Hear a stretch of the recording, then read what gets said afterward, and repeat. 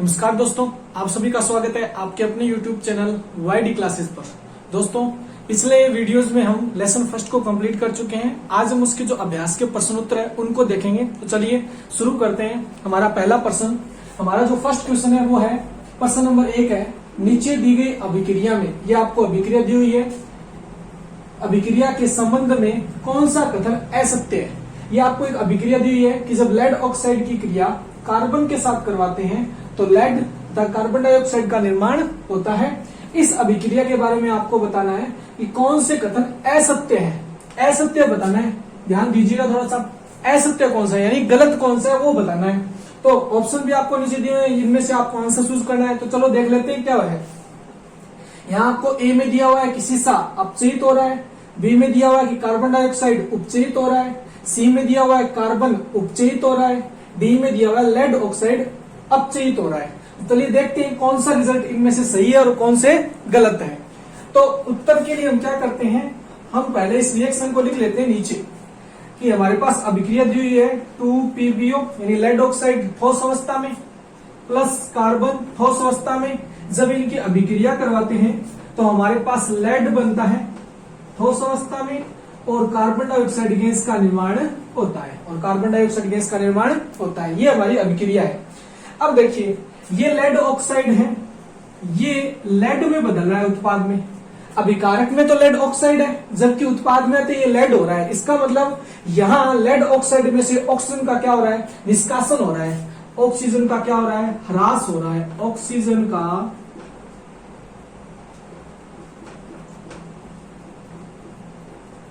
ह्रास या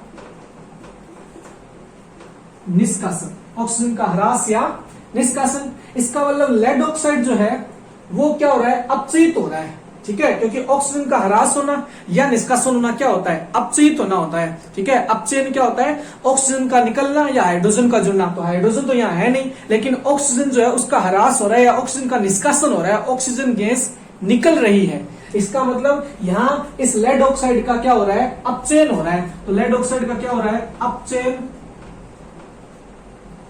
एक चीज तो हमें समझ में आई। फिर बात करते हैं इस कार्बन की। देखिए कार्बन जो है उसको इधर अगर आप देखोगे तो कार्बन यहाँ अभिकारक से उत्पाद में जब बदलता है तो वो कार्बन डाइऑक्साइड बन जाता है। यानी कार्बन किस में बदल रहा है, कार्बन डाइऑक्साइड में। यानी कि कार्बन के साथ ऑक्सीजन का क्या हो रहा है, संयोग हो रहा है। ऑक्सीजन का क्या हो रहा है, ऑक्सीजन का संयोग या योग हो रहा है। क्या हो रहा है, योग हो रहा है। और जब हम जानते हैं कि यदि किसी पदार्थ के साथ ऑक्सीजन का संयोग या योग होता है तब हम कहते हैं कि वो पदार्थ उपचयित होता है। क्या होता है, उपचयित। यानी कार्बन यहाँ क्या हो रहा है, उपचयित हो रहा है। क्या हो रहा है, उपचयित हो रहा है। अब हम देखते हैं हमारे रिजल्ट में क्या है। सीसा उपचयित हो रहा है, जी नहीं, बिल्कुल गलत है ये तो। ठीक है, सीसा क्या है, नहीं सीसा तो नहीं है। लेड ऑक्साइड जो वो अपचयित हो रहा है, इसका मतलब ये गलत है। ये क्या है, गलत है, ये सही नहीं है, ये असत्य है। फिर बात करते हैं बी, कार्बन डाइऑक्साइड उपचयित हो रहा है। नहीं, कार्बन डाइऑक्साइड नहीं हो रहा, कार्बन जो है वो उपचयित हो रहा है। तो ये भी गलत है, ये भी असत्य है। फिर बात करते हैं कार्बन उपचयित हो रहा है। बिल्कुल कार्बन उपचयित हो रहा है कार्बन डाइऑक्साइड में। इसका मतलब ये बात जो है वो सत्य है, सही है।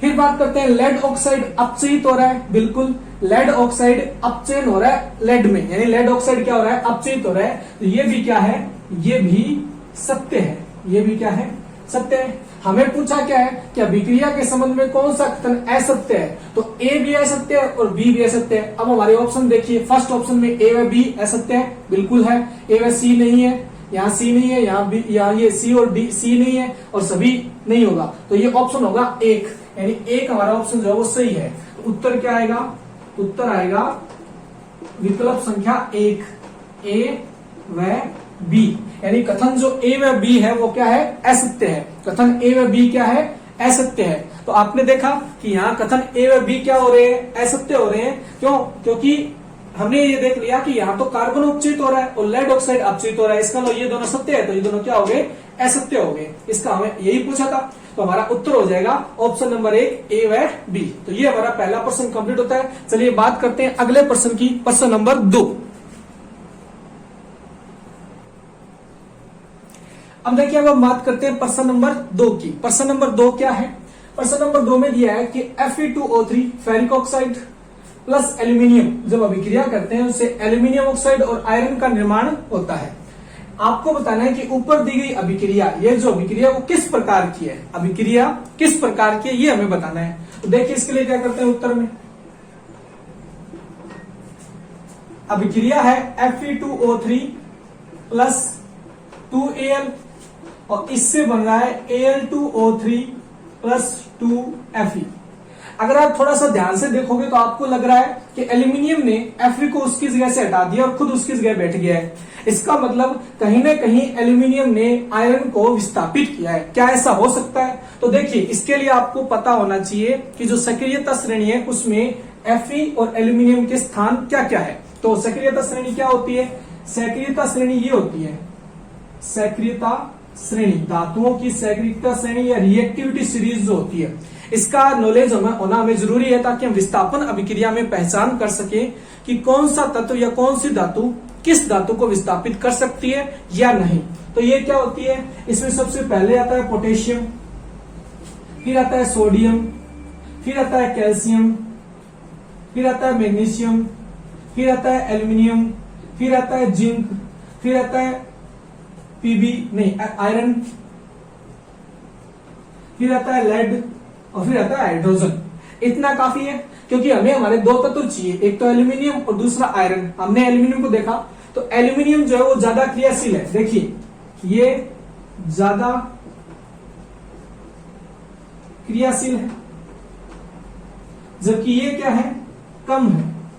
ये आयरन क्या है, कम। इसका मतलब एल्यूमिनियम ने आयरन को विस्थापित कर दिया किसकी जगह से और खुद उसकी जगह आ गया। इसका मतलब ये कैसी अभिक्रिया है, ये विस्थापन अभिक्रिया है। ये क्या है, विस्थापन अभिक्रिया है। क्यों है, इसका उत्तर भी देख लेते हैं। क्यों, अगर रीजन आपको चाहिए, क्योंकि एल्यूमिनियम धातु Fe धातु से अधिक क्रियाशील होती है, अतः यह Fe को विस्थापित कर देती है। Fe को क्या कर देती है, विस्थापित कर देती है।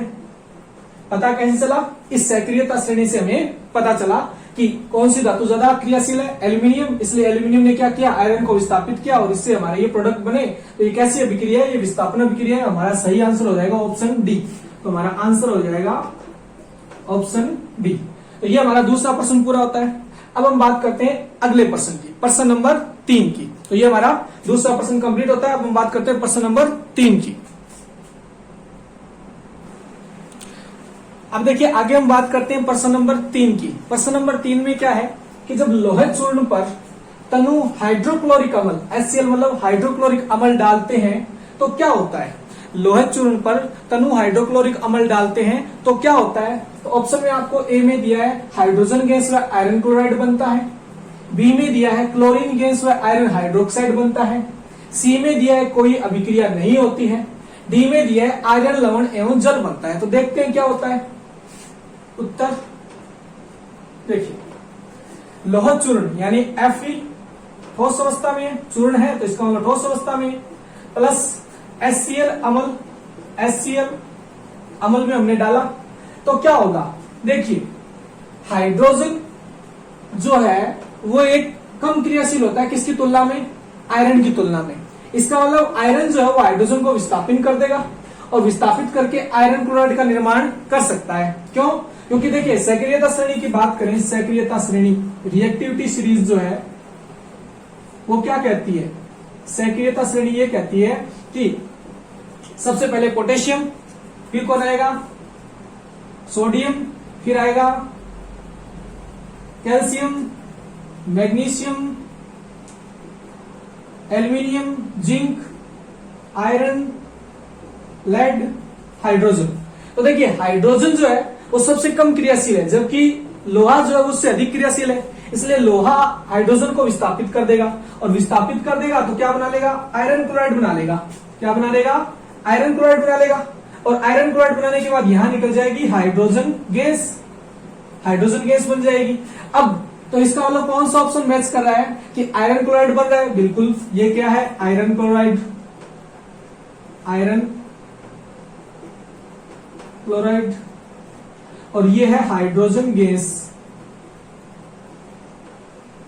और ये है हाइड्रोजन गैस। इसका मतलब आयरन क्लोराइड और हाइड्रोजन गैस का निर्माण होता है, तो हमारा ऑप्शन नंबर ए जो है वो सही हो जाएगा। इसका आंसर होगा ऑप्शन ए। ठीक है, तो उत्तर में हो जाएगा ऑप्शन नंबर ए। और ये किस प्रकार की अभिक्रिया हुई है, यहाँ विस्थापन अभिक्रिया हुई है। कैसी अभिक्रिया है, विस्थापन अभिक्रिया। विस्थापन तो अभिक्रिया है, और ऑप्शन ए आपका सही उत्तर है कि हाइड्रोजन गैस व आयरन क्लोराइड बनता है, क्योंकि यहाँ विस्थापन अभिक्रिया होती है।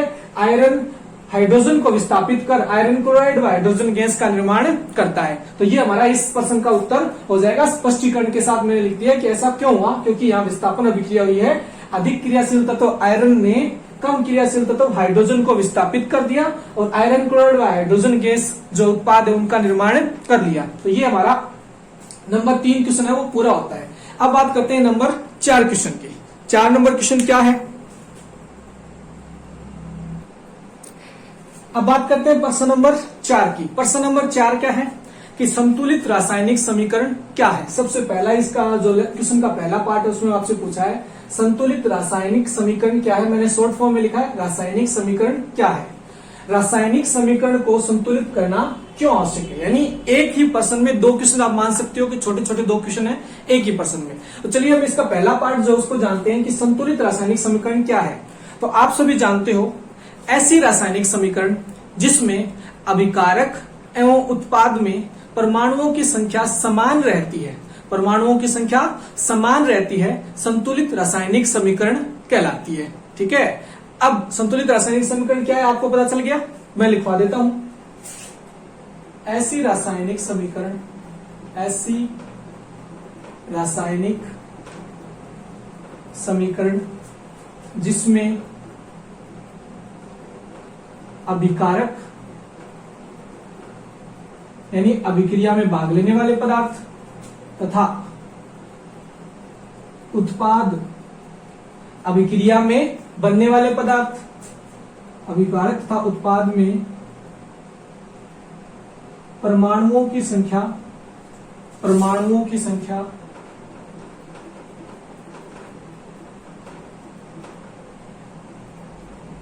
समान होती है, संतुलित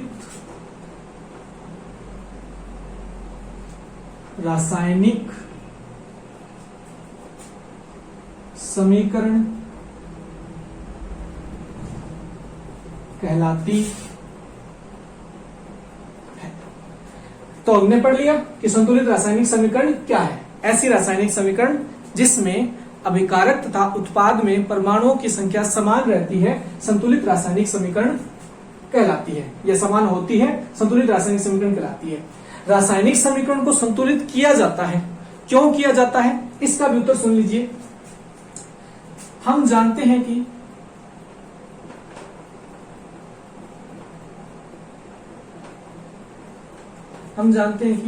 सभी रासायनिक अभिक्रियाएं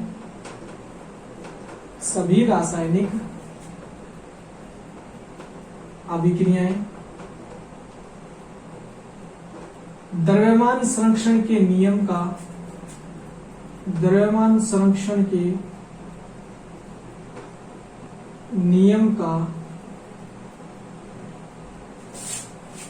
पालन करती हैं। अतः किसी भी रासायनिक समीकरण में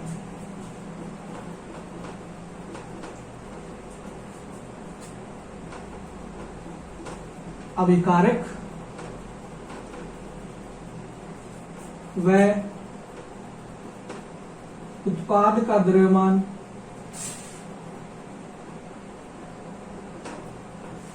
समान रहना चाहिए।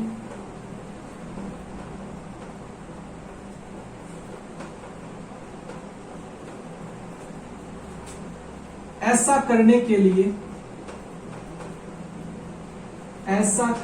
लिए रासायनिक समीकरण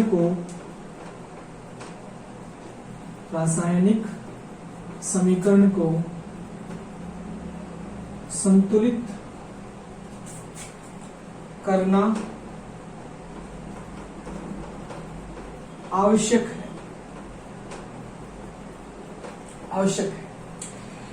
देखिए, जो सेकंड पार्ट है उसका उत्तर क्या दिया है। हम जानते हैं कि सभी रासायनिक अभिक्रियाएं द्रव्यमान संरक्षण के नियम का पालन करती है, अतः किसी भी रासायनिक समीकरण में अभिकारक व उत्पाद का द्रव्यमान समान रहना चाहिए। ऐसा करने के लिए रासायनिक समीकरण को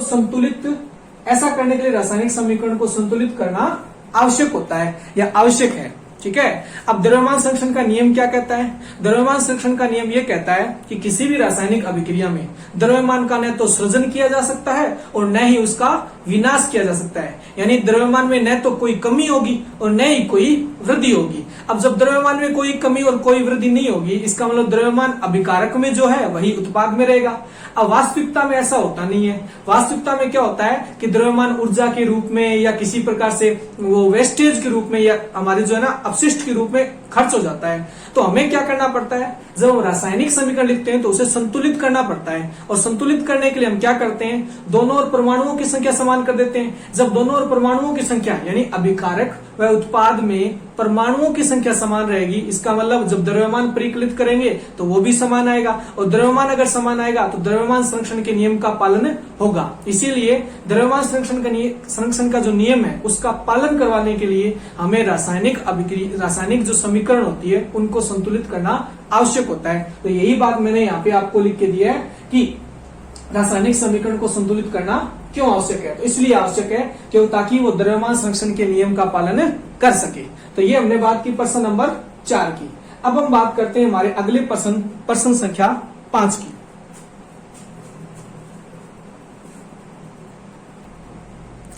अब हम बात करते हैं प्रश्न नंबर 5 की। प्रश्न नंबर 5 से अच्छे प्रश्न हैं।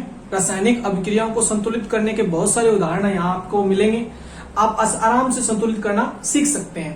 तो चलिए शुरू करते हैं। आपको प्रश्न में लिखा हुआ है कि निम्न कथनों को रासायनिक समीकरण में रूप परिवर्तित कर उन्हें संतुलित कीजिए। आपको कुछ स्टेटमेंट यानी आपको लिखित में कुछ देगा, ये अभिकारक है और इससे अभिक्रिया करता है और आपस में अभिक्रिया करके ये उत्पाद बनाते हैं। तो भाई हमें इसके रासायनिक समीकरण बताओ पहले तो, और फिर उसको संतुलित करके और बताओ। तो इसने ये लिखा है, इसमें जो ए है, ए जो है प्रश्न 5 का जो ए पार्ट है उसमें लिखा हुआ है कि नाइट्रोजन हाइड्रोजन गैस से संयोग करके अमोनिया बनाता है। नाइट्रोजन हाइड्रोजन गैस से संयोग करके अमोनिया बनाता है। तो चलिए इसका देखते हैं क्या होता है उत्तर। अब आप नाइट्रोजन गैस का सूत्र जानते हो, अब सूत्र कहां से लाए सर? तो ये हमने 9वीं क्लास में पढ़े हैं, रासायनिक सूत्रों के बारे में हमने पढ़ा है। ठीक है, लेकिन साथ साथ में जब और सूत्र आएंगे तो हम साथ साथ में उनका जिक्र करते हुए चलेंगे, ताकि हमारा पीछे का जो है वो भी हमें स्मरण हो जाए। तो नाइट्रोजन गैस का जो सूत्र होता है वो होता है N2। तो ये लो जी, N2 हो गया नाइट्रोजन गैस का सूत्र, प्लस हाइड्रोजन गैस का सूत्र होता है H2, ये लीजिए। अब इससे बन रही है अमोनिया गैस, तो NH3।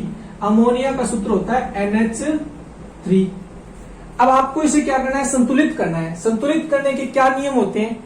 देखिए, जब भी किसी रासायनिक अभिक्रिया को संतुलित करना हो तो उसके लिए हमारे पास जो विधि है वो तो है हिट एंड ट्रायल विधि। इससे पहले की आप क्लास से देखिए, उनमें मैंने आपको संतुलित करने का पूरा प्रोसीजर समझाया है।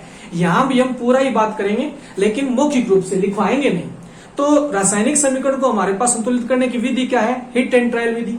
हम क्या करते हैं, रासायनिक समीकरण में जो भी सूत्र दिखाई देने हैं इनसे किसी पूर्णांक संख्याओं का गुणा करते हैं और समीकरण के अंदर जो परमाणु हैं उनको संतुलित करने का प्रयास करते हैं। और ये जो गुणा है ये अनुमान और परमाणुओं की संख्या के आधार पर होता है। परमाणुओं की संख्या को हम लिखेंगे और उसके आधार पर अनुमान लगाएंगे कि हाँ, यहाँ इतने संख्या का इस संख्या का गुणा करने पर हमारी समीकरण संतुलित हो जाएगी, यहाँ इस संख्या की। जैसे हम बात करते हैं इसमें, तो यहाँ आप क्या कीजिए, सबसे पहले परमाणु लिख लीजिए जो भी आपको अभिक्रिया दिखाई दे। जैसे यहाँ पे नाइट्रोजन दिखाई दे रहा है और हाइड्रोजन दिखाई दे रहा है। तो आप हमेशा याद रखिए, आप पहले हाइड्रोजन और ऑक्सीजन को छोड़कर जो भी परमाणु आपको दिखाई दे उनको संतुलित करेंगे। उसके बाद आप क्या करेंगे, जो आपको हाइड्रोजन और ऑक्सीजन है उसमें से हाइड्रोजन को और फिर आप अंत में ऑक्सीजन को, या तो ये कीजिए, ये भी अप्लाई होगा, या फिर जैसा कि पुस्तक ने बताया है कि आप सबसे अधिक परमाणु वाले जो परमाणु है, सबसे अधिक जो संख्या वाला परमाणु है उसको पहले संतुलित कीजिए और उसके बाद बचे हुए को धीरे धीरे बाद में संतुलित कर लीजिए। तो यहां देखिए सबसे ज्यादा परमाणु की अगर बात करें तो हाइड्रोजन का है। हाइड्रोजन देखिए अभिकारक में हाइड्रोजन 2 है जबकि उत्पाद में 3 है। अभिकारक में नाइट्रोजन 2 है जबकि उत्पाद में 1 है। तो हम क्या करते हैं, बुक के हिसाब से चलते हैं। बुक ने क्या कहा कि जो सबसे ज्यादा संख्या में जो परमाणु होते हैं, जैसे हाइड्रोजन यहाँ ज्यादा है, ठीक है, उनको पहले संतुलित कीजिए। तो मैं क्या करता हूं, इधर इसको 3 से गुणा कर देता हूं और इधर इसको 2 से गुणा कर देता हूं। यानी जहां हाइड्रोजन यहां इसको तो हमसे कर दिया 3 से गुणा और इसको कर दिया 2 से गुणा, ताकि हाइड्रोजन की संख्या क्या हो जाए, संतुलित हो जाए। हाइड्रोजन की संख्या क्या हो जाए, संतुलित हो जाए। देखिए हमारा स्टेट क्या होगा नेक्स्ट, N2 प्लस 3H2 और 2NH3 गैस, ये बन गया। अब देखिए इधर नाइट्रोजन कितने हैं, 2, इधर भी नाइट्रोजन कितने हो गए, 2। इसका मतलब नाइट्रोजन भी अब क्या हो गया, संतुलित हो गया। नाइट्रोजन भी अब क्या हो गया, संतुलित। इसका मतलब हमारी संतुलित रासायनिक समीकरण आ गई N2 प्लस 3H2 2NH3। देखिए कैसे आई, नाइट्रोजन के परमाणु 2, यहाँ ये पूरे के लिए 2 है, इसका मतलब 2 ही नाइट्रोजन के परमाणु है और हाइड्रोजन 3 परमाणु तो ऑलरेडी है, तो 3 2 6, यानी यहाँ कितने हाइड्रोजन परमाणु है, 6 हाइड्रोजन परमाणु है। और यहाँ भी देखिए 3 गुणा 2 यानी 6, यहाँ भी 6 हाइड्रोजन परमाणु। तो जितने परमाणु अभिकारक में है उतने ही उत्पाद में है। इसका मतलब ये एक संतुलित रासायनिक समीकरण है। ये कैसी समीकरण है, संतुलित रासायनिक समीकरण है, संतुलित रासायनिक समीकरण है। तो ये हमारी पहला जो प्रश्न है वो हमने कंप्लीट किया कि संतुलित रासायनिक समीकरण इसको बना लिया। अब हम आगे वाले बी पार्ट की बात करते हैं कि बी में हमें क्या पूछा है। अब देखिए इसके बी पार्ट की हम बात करते हैं। इसके बी पार्ट में लिखा है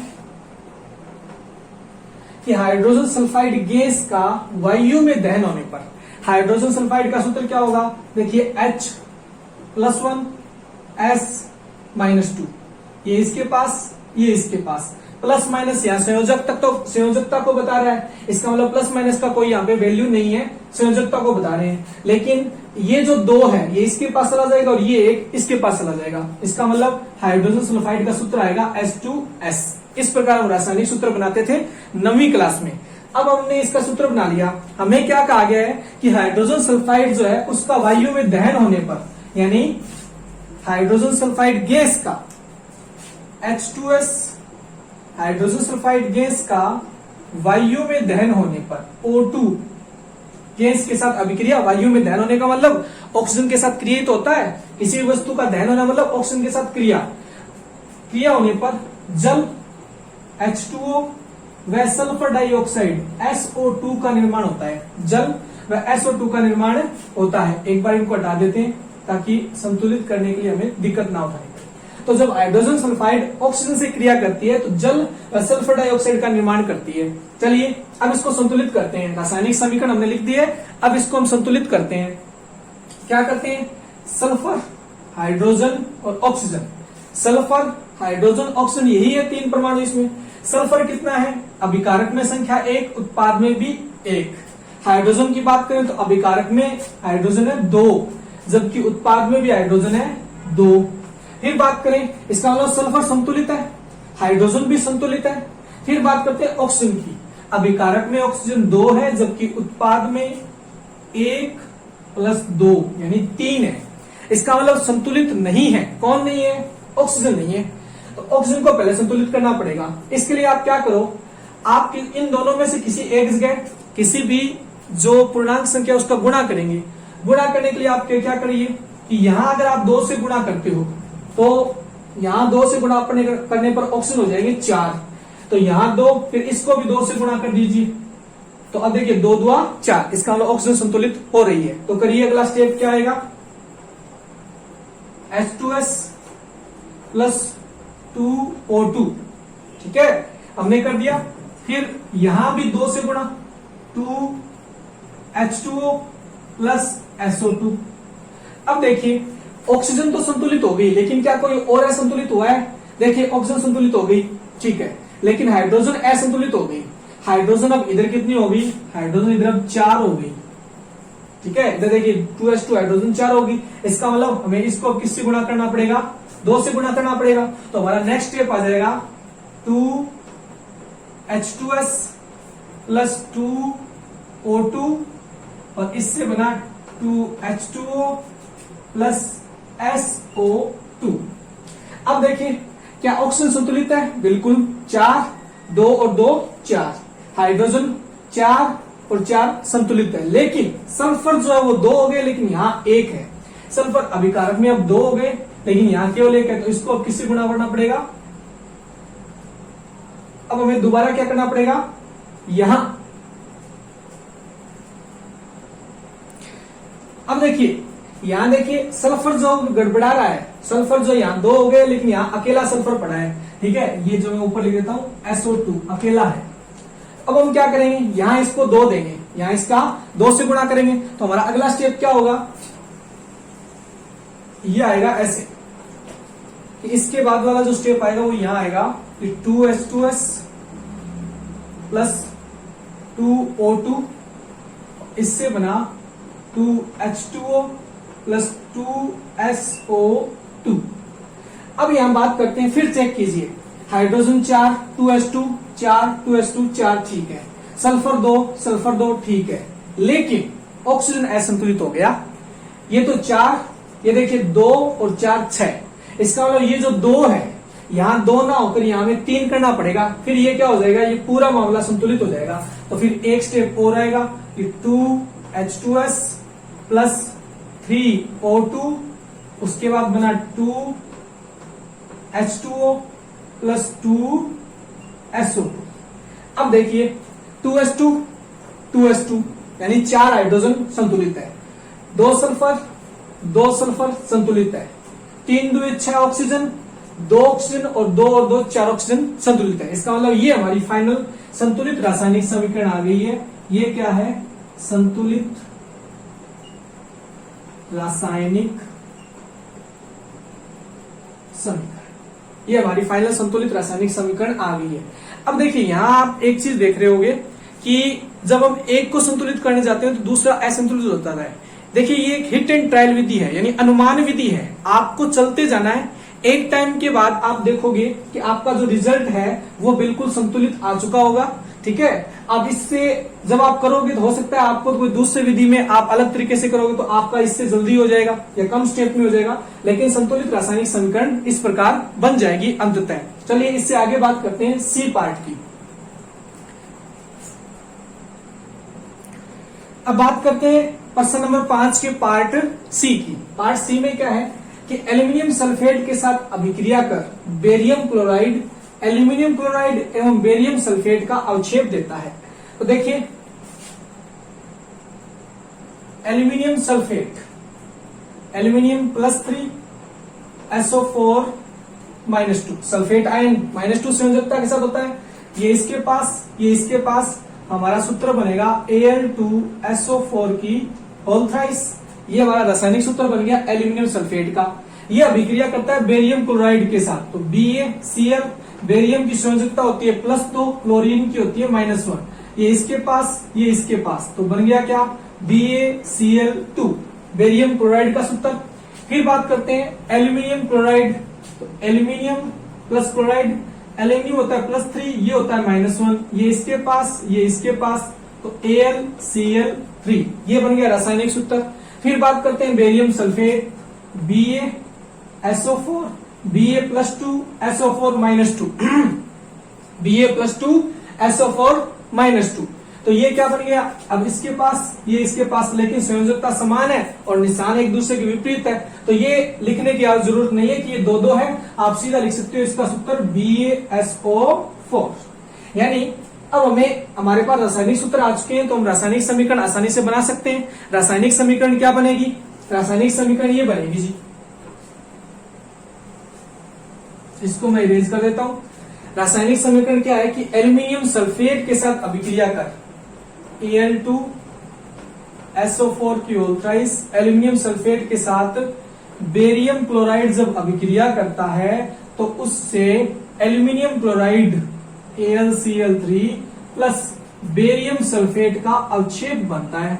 ठीक है जी, ये आ गई हमारी रासायनिक समीकरण। ये क्या आ गई हमारी रासायनिक समीकरण। अब हमें इसे क्या करना है, संतुलित करना है। अब हमें इसे क्या करना है, संतुलित करना है। तो देखिए इसको संतुलित करते हैं। आप क्या कीजिए, इसमें जो भी परमाणु आपको दिखाई दे रहे हैं, जैसे एल्यूमिनियम दिखाई दे रहा है, फिर दिखाई दे रहा है सल्फर, फिर दिखाई दे रहा है बेरियम, फिर क्लोराइड और अंत में लिख देते हैं ऑक्सीजन, क्योंकि ऑक्सीजन को सबसे लास्ट में देखेंगे।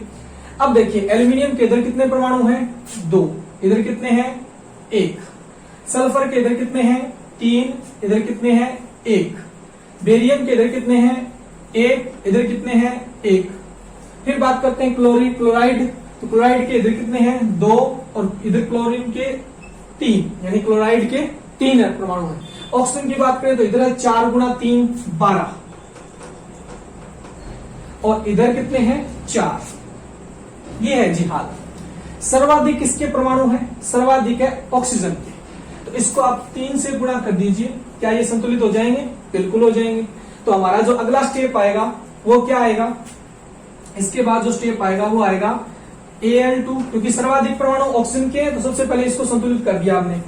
Al2SO4 की होल थ्राइस प्लस BaCl2, इससे बना AlCl3 प्लस 3BaSO4।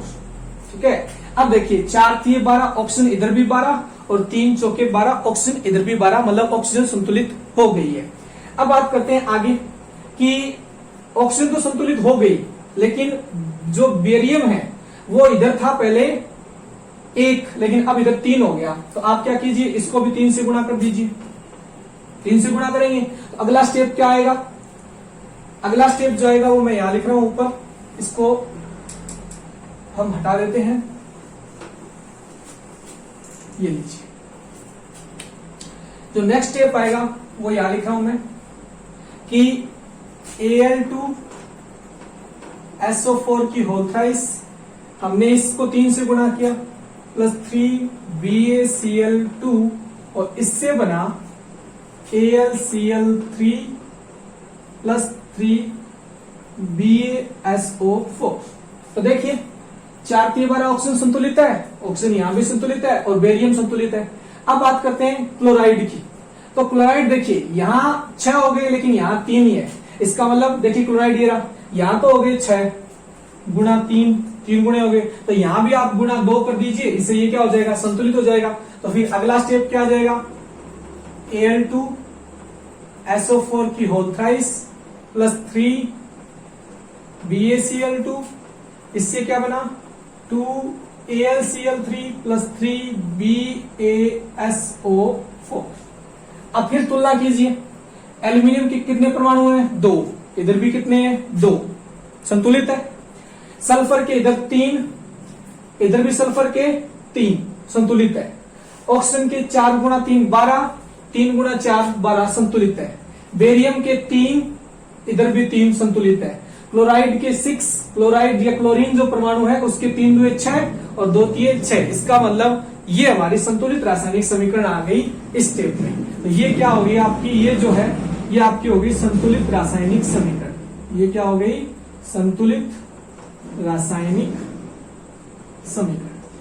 यानी आप क्या कीजिए, सबसे पहले जो सर्वाधिक परमाणु है जो उसको संतुलित कीजिए, फिर देखिए कि कौन जो है आगे से आगे असंतुलित, और स्टेप चलते जाइए।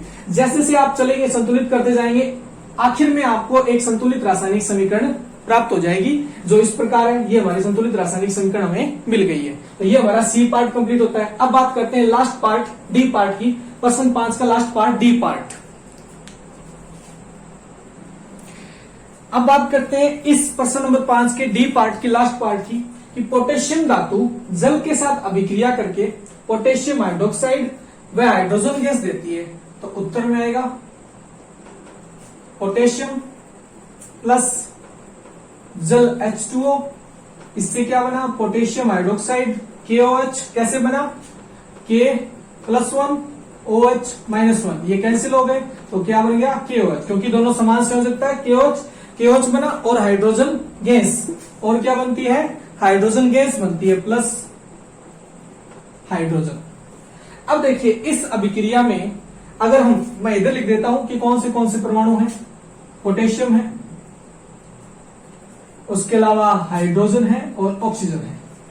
पोटेशियम की बात करें तो इधर भी एक, इधर भी एक, अभिकारक में भी एक, उत्पाद में भी एक।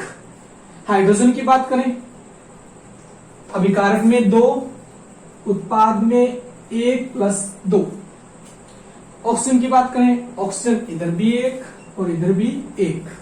इसका मतलब पोटेशियम संतुलित है, ऑक्सीजन भी संतुलित है। करना किसे, हाइड्रोजन को संतुलित करना पड़ेगा।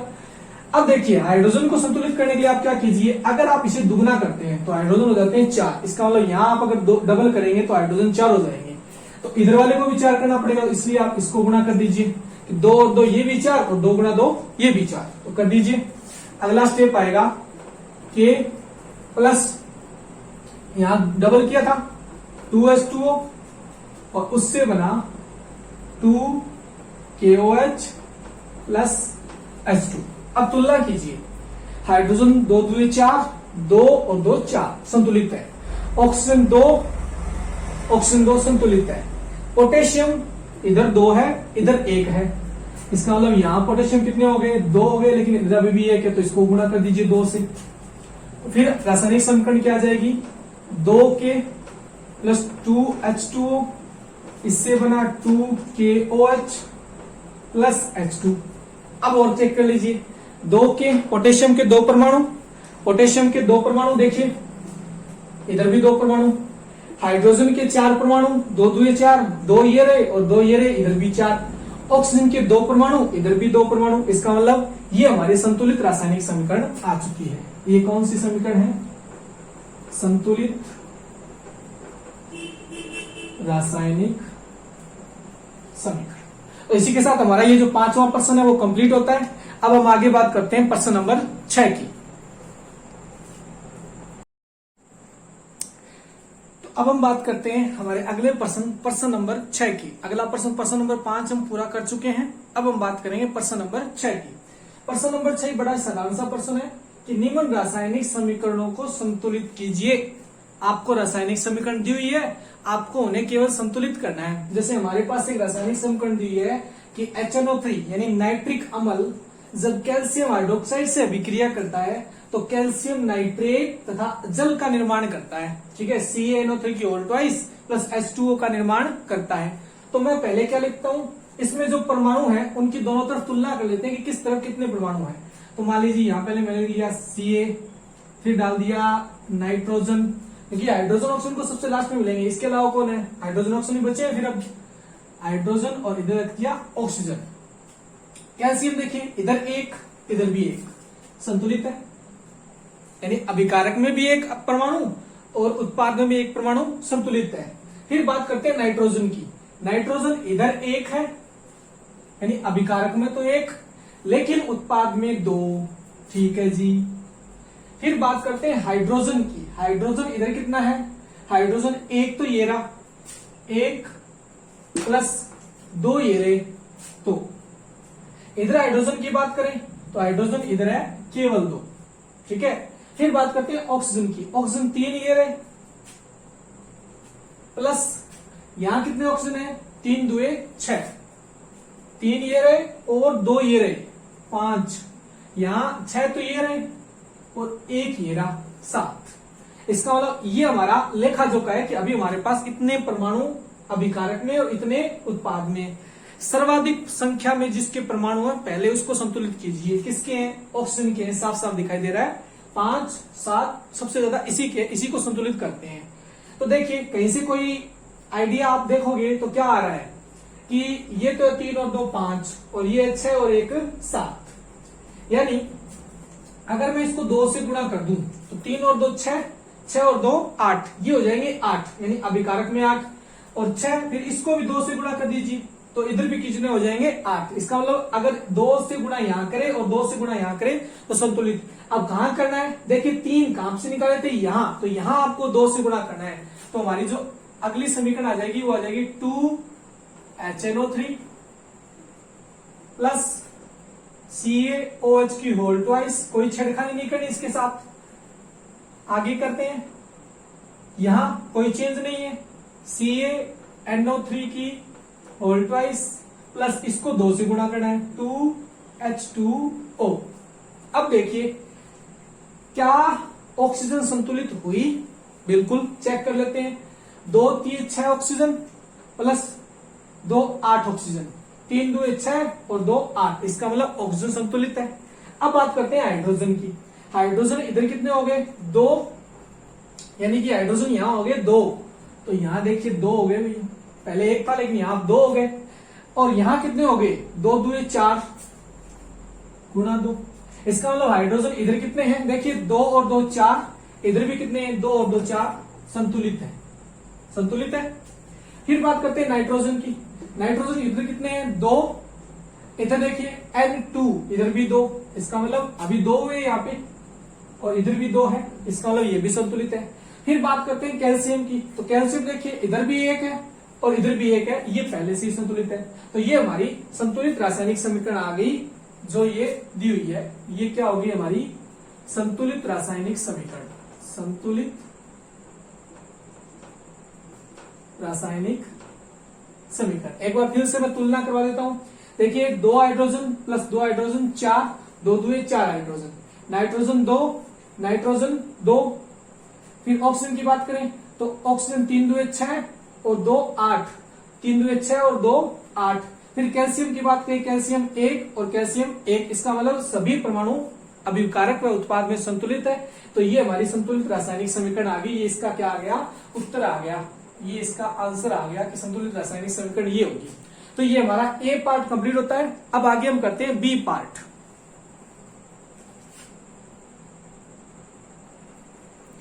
चलिए बात करते हैं इसके बी पार्ट की, कि प्रश्न नंबर 6 का जो बी पार्ट है उसमें क्या है, NaOH प्लस H2SO4 और इससे प्रोडक्ट बनता है Na2SO4 प्लस H2O। तो पहले तुलना कर लेते हैं, सोडियम, फिर बात करते हैं सल्फर, फिर हाइड्रोजन और फिर ऑक्सीजन।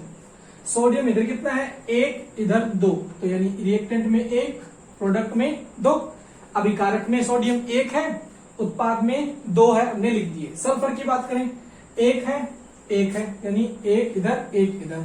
हाइड्रोजन की बात करें 1 प्लस 2, 1 प्लस 2। इधर हाइड्रोजन की बात करें तो केवल 2। ऑक्सीजन की बात करें 1 प्लस 4, 1 प्लस 4। इधर ऑक्सीजन की बात करें 4 प्लस 1। क्या ऑक्सीजन संतुलित है? ठीक है, संतुलित है, सर्वाधिक परमाणु इसके हैं और ये संतुलित भी है। तो फिर किसे, हाइड्रोजन को करेंगे, क्योंकि फिर उसके बाद सर्वाधिक परमाणु हाइड्रोजन के हैं। हमने क्या किया, इसको गुणा कर दिया 2 से। तो देखिए 2 और 2 4, ये भी हो गया 2 से गुणा, 2 और 2 4। हमारा नेक्स्ट स्टेप बन गया, क्या बन गया इसके बाद वाला, कि 2NaOH प्लस, इसमें कोई चेंज नहीं, H2SO4, फिर एरो हाइड्रोजन, यानी इसको 2 देना है, यानी ये सेम रहेगा, Na2SO4 प्लस 2H2O। अब तुलना कीजिए, ऑक्सीजन कितने हो गए, इधर ऑक्सीजन 2 हो गए, अब यानी यहां ऑक्सीजन हो गए 2, तो रिएक्टेंट में ऑक्सीजन हो गए 2 और 4 6। तो प्रोडक्ट में कितने हो गए 4 और 2 6। इसका मतलब ऑक्सीजन क्या है, संतुलित है। हाइड्रोजन संतुलित किए हैं, 2 और 2 4, 2 और 2 4, इसका मतलब ये संतुलित है। सल्फर की बात करें, सल्फर 1 इधर है 1 इधर है, ये भी संतुलित है।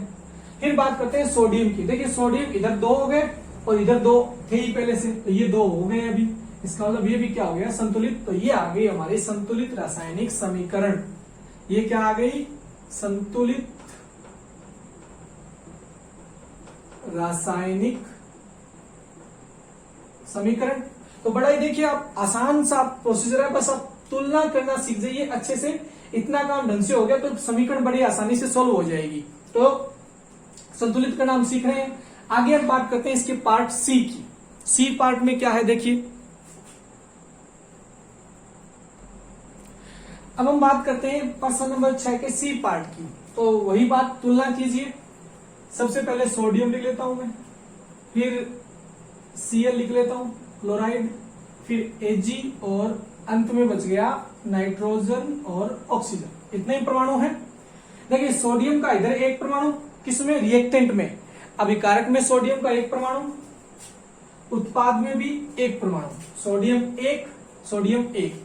क्लोराइड का भी एक परमाणु, क्लोराइड का एक परमाणु, एक। सिल्वर का एक परमाणु, उत्पाद में भी एक परमाणु।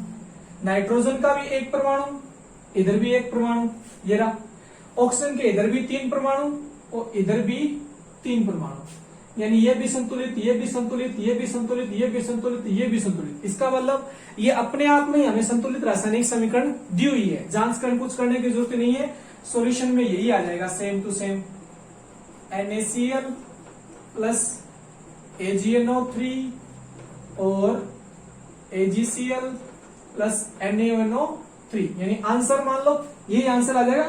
बस हमने चेक कर लिया कि हाँ दोनों तरफ यानी अभिकारकों और उत्पाद में, रिएक्टेंट और प्रोडक्ट में जो एटम्स है, परमाणु है, उनकी संख्या समान है या नहीं है। चेक कर लिया, समान है, इसका मतलब संतुलित है। तो यही हमारी क्या होगी, संतुलित रासायनिक समीकरण होगी। ये क्या होगी, संतुलित रासायनिक समीकरण होगी, क्योंकि दोनों तरफ क्या है, समान परमाणु है, तो कुछ करने की जरूरत नहीं पड़ी। अब बात करते हैं इसके लास्ट पार्ट नंबर डी की। अब बात करते हैं प्रश्न नंबर 6 के लास्ट पार्ट डी पार्ट की। क्या कहा है, BaCl2 प्लस H2SO4, इससे बनता है barium sulphate BaSO4 plus hydrochloric अम्ल HCl। तुलना करते हैं परमाणुओं की। जब परमाणुओं की तुलना करते हैं तो क्या है, सबसे पहले बेरियम, फिर आप ले लिए क्लोराइड, फिर लेते हैं सल्फर, फिर लेते हैं हाइड्रोजन और अंत में ऑक्सीजन। ठीक है, तुलना करिए, बेरियम इधर एक है, इधर एक है, यानी रिएक्टेंट में भी एक, प्रोडक्ट में भी एक। क्लोराइड के 2 अणु तो है, 2 परमाणु तो है रिएक्टेंट में और एक है प्रोडक्ट में। सल्फर की बात करें, एक ही रिएक्टेंट में और एक ही प्रोडक्ट में। हाइड्रोजन की बात करें, 2, इधर 1, इधर 2, इधर 1। ऑक्सीजन की बात करें, रिएक्टेंट में 4 और प्रोडक्ट में भी 4। सर्वाधिक परमाणु किसके हैं, सर्वाधिक परमाणु ऑक्सीजन के हैं, ये रहे, लेकिन बराबर भी है तो संतुलित है, करने की जरूरत ही नहीं है। अब आपके पास क्लोरीन हाइड्रोजन में से 2 विकल्प है, तो पहले आप हाइड्रोजन को लो, भले क्लोरीन को लो, आपकी मर्जी है। इसको संतुलित करने के लिए क्या किया, इससे 2 से गुणा कर दिया। करते हैं, क्या आएगी हमारी समीकरण, BaCl2 plus H2SO4 BaSO4 plus 2HCl। अब क्या परिवर्तन आया, देखिए क्लोरीन यहां 2 थे, यहां भी 2 हो गए, इसका मतलब ये देखिए 2, तो क्लोरीन संतुलित हो गया। हाइड्रोजन संतुलित हुआ, हाइड्रोजन यहां 2, यहां भी 2 संतुलित हुए। ऑक्सीजन संतुलित है 4, यहां भी 4 संतुलित है, इसका मतलब ये भी संतुलित है। सल्फर और देख लेते हैं, सल्फर इधर 1, इधर 1, ये भी संतुलित है और क्लोरीन भी संतुलित हो गया। और बेरियम इधर 1, इधर 1, इसका मतलब ये भी संतुलित हो गया। तो अब ये क्या आ गई, हमारी एक रासायनिक समीकरण संतुलित आ गई। देखिए बेरियम 1, इधर भी 1, क्लोराइड 2, इधर भी 2, हाइड्रोजन 2, इधर भी 2, सल्फर 1, इधर भी 1, ऑक्सीजन 4, इधर भी 4। तो ये क्या आ गई, एक संतुलित रासायनिक समीकरण आ गई हमारी। ये हमारी संतुलित रासायनिक समीकरण आ चुकी है।